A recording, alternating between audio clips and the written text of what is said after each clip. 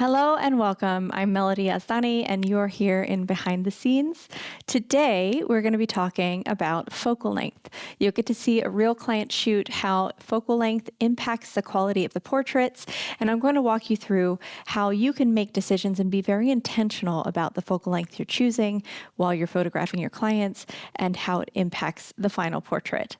We're going to cover the range of topics from focal length versus your own eyesight, how it impacts compression, field of view, and then the relationship between shutter speed while you're shooting and camera shake and your focal length.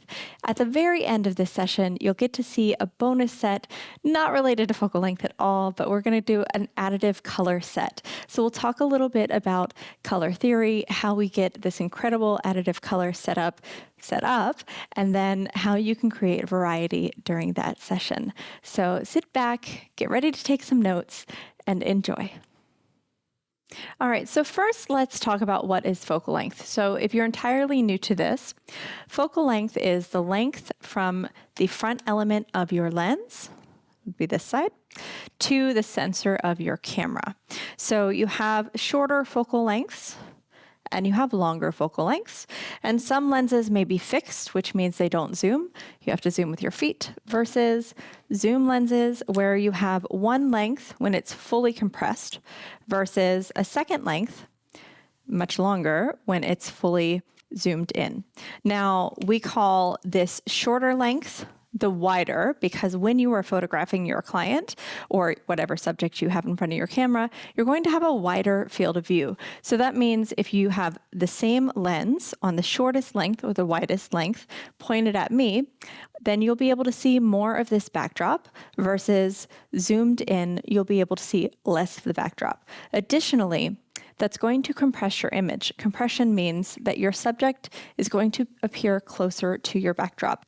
Now, in the compression lesson, we are going to give you a visual overview of compression and some visual examples that I think will really help you understand the concept of compression.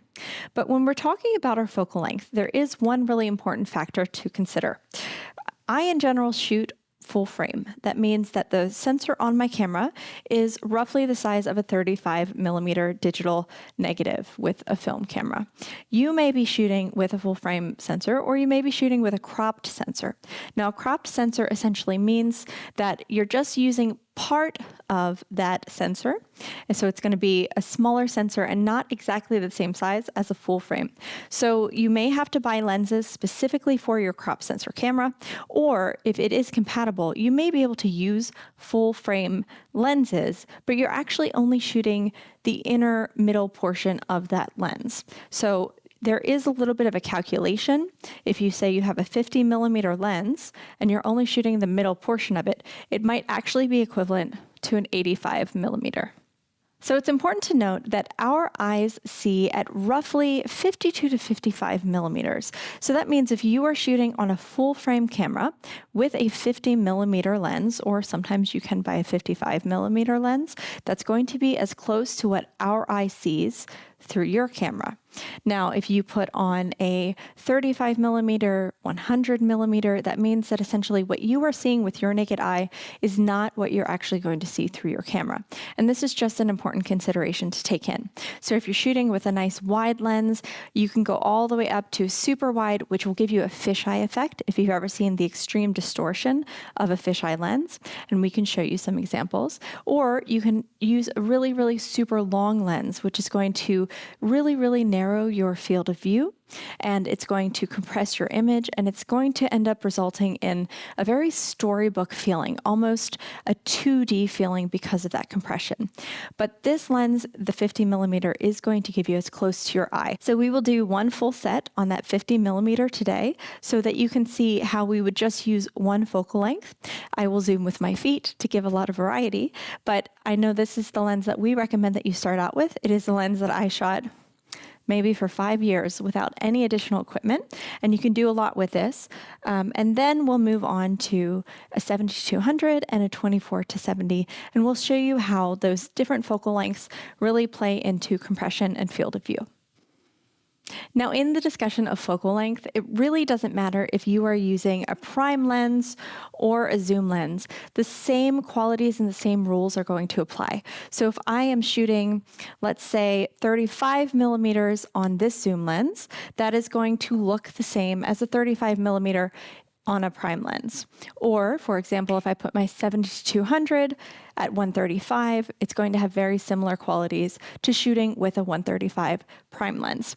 Now, in the discussion of prime versus zoom, you sacrifice a little bit of quality getting a zoom lens versus a prime. Because these are fixed, they are dialed into that specific focal length. They have lenses that are made just for that focal length. So you will lose a little bit of quality when you get a zoom, but in losing that quality, you do gain the ability to create variety very quickly. And you also have a very versatile lens where I might not be able to use this 135 in certain indoor situations. That zoom lens is going to be a little bit more versatile. So these are all things that you want to consider when you're purchasing your lenses first. I still maintain 50 millimeter is the best way to start out, and then adding additional lenses after you know this lens like the back of your hand. That second purchase, depending on where you're shooting, I would probably recommend a 24-70 or a 70-200. If you primarily are shooting in large spaces, outdoors where you can get away from your clients, I would recommend a 70-200.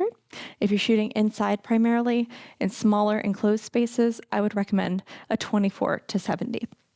And then you can pick up the prime lenses that you want and you fancy. But once you get past the first 2 to 3 lenses, know that your lens purchases in general are more for your artistic and your fun creative side, and not so much that they're actually going to make you more money. You are able to make money with only this lens, so keep that in mind. Don't think that you have to go buy a bunch of expensive equipment to make money. This really is going to be all that you need.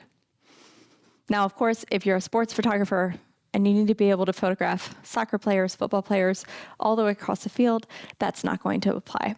Or if you are shooting only inside and in tight, cramped spaces, maybe you do need a super wide lens, but in general, photographing portraits, indoors or outdoors, a 50 millimeter or 35 millimeter will be enough to get your business started and last you for many years before you are really bound up by the constraints of just that one lens.